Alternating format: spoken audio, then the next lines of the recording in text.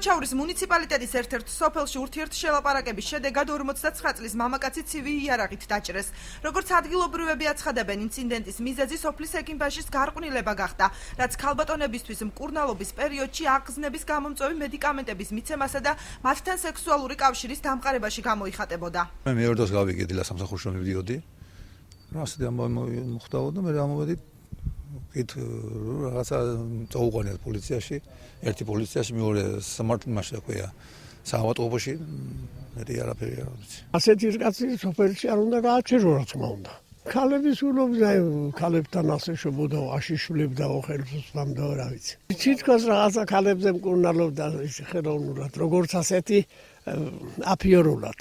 ადგილობრივები იმასაც ამბობენ, რომ ექიმბაში ინტიმურ სცენებს მობილურით იღებდა, რისი მეშვეობითაც ქალბატონებს აშანტაჟებდა და შემდგომში მათ სექსუალურ კავშირს აიძულებდა. ვიდეოით ესე იგი აშინებდა, ესე იგი წამალს უსხამდა თურმე, მაგი მეწამლია კაცი იყო რაღაცას იმაზე ჭაჭებზე და იმაზე კურნალებდა და ვინცხა გაჭირებული მივიდა და მოწონდებოდა ხალის, ცოტა წამალში უშევდა თურმე და რა ვიცი მე ამ ფრათვიცი ჩვენ. რა ვიცი, ფარული ჩანაწერები ქონდაო. მე არ ვიცი, ასე გავიგე წამალს აკეთებდაო, თირკმლის წამალსო და რა ვიცი, მე რას უშვებოდა მე რა ვიცი. სოფლის ექიმბაშის დაჭრაში ბრალდებული პოლიციამ დააკავა. ბრალდებულის დედა მაცნესთან საუბარში აცხადებს, რომ თვითნასწავლი ექიმის პაციენტებთან ინტიმური კავშირის თვითმხილველი მისივე შვილი გახდა, რაც შემდეგ თავის ბიძაშვილს უამბო. წამლებს აკეთებდა.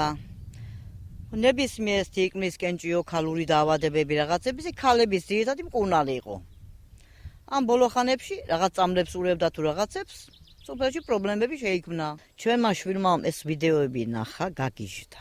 ის ერთი ვიდეოს მისი ამხანაგის საკუთარი სკოლა დამთავრeb, მისათაც რომ საშუალო სკოლა დაამთავრა პირველი კლასიდან 10 კლასის ჩათვლით, ერთი მის დედა იყო. ეს რომ დაინახა თურმე გაგიჟდა.